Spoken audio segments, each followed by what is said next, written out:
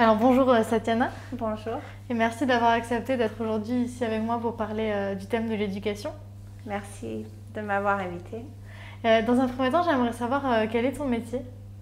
Je fais plusieurs choses en fait. Je suis maîtresse d'école, mais pas régulièrement. Donc, dans des écoles différentes, j'emmène un petit peu des choses différentes, du yoga, de la méditation, du modèle que j'ai créé aux États-Unis. Et aussi, je suis prof de yoga Kundalini pour adultes et enfants et coach. Coach pour les familles, coach pour les parents, les couples, surtout. Super. Parce que mon grand intérêt, c'est les enfants. Donc, des fois, les parents ont besoin d'aide aussi. Et c'était important de trouver des moyens de faciliter leur relation pour que les choses se passent mieux avec les enfants aussi. Super. Et justement, le yoga, c'est quelque chose pour toi de très important à mettre justement auprès des enfants. Oui, en fait, c'est quelque chose que moi, je pratique depuis plus de 30 ans. Et ça aide les enfants avec plein de choses. Ça aide les enfants à rentrer dans leur corps, donc à connaître leur corps, à maîtriser leur corps, pouvoir d'aller d'un niveau très calme à un niveau très excité et rapidement se ralentir et retrouver la paix. Donc il y a beaucoup d'exercices comme ça. Et puis d'écouter leur corps. Je leur dis toujours, moi je vous donne une instruction, mais il faut toujours écouter au fond de vous d'abord, parce que vous êtes le premier maître de vous. Donc d'être à l'écoute d'eux-mêmes. Ouais. Super. Et du coup, donc c'est là, toi, les cours que tu donnes, c'est pas dans des écoles, c'est... Je le fais un peu dans les écoles. Donc là, depuis que je suis revenue en France, j'ai travaillé avec 2 écoles Montessori et 2 écoles publiques, une à Cavaillon et une à Maubec. Et aussi, j'ai fait une autre chose, c'est la philo.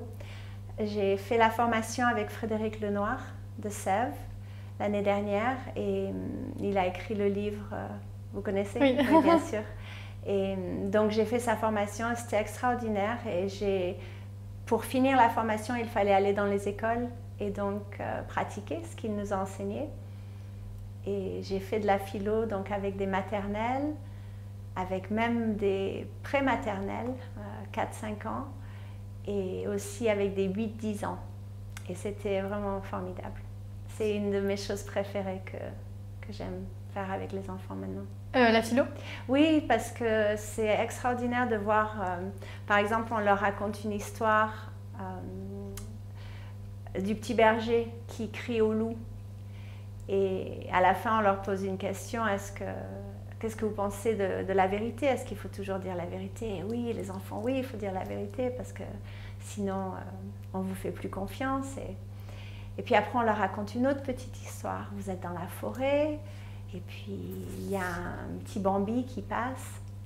Et il passe par là et puis 5 minutes plus tard, il y a un groupe de chasseurs qui arrivent et qui disent « Ah, vous avez vu un Bambi, on le cherche, et est-ce qu'il est passé par là ou par là? Et qu'est-ce que vous allez dire ?» Et presque tous les enfants vont dire de l'autre côté de où le Bambi est passé. Alors après la question, c'est... Alors des fois, c'est OK de mentir, et pourquoi? Et on voit leur petit cerveau qui... Et c'est vraiment extraordinaire. Donc je suis très très reconnaissante à cette formation et j'aimerais vraiment approfondir ça avec les écoles. Super. Oui, tu vois que ça a vraiment des bénéfices après sur les enfants. Énorme, énorme. De leur apprendre à penser pour eux-mêmes plutôt que de répéter ce qu'ils entendent. Parce que c'est vrai que dans la petite enfance, c'est des éponges, donc ils répètent quoi, ce qu'ils ont entendu. Et même on dit l'âge de raison, c'est 7 ans, donc après ils essayent de trouver un raisonnement pour eux-mêmes.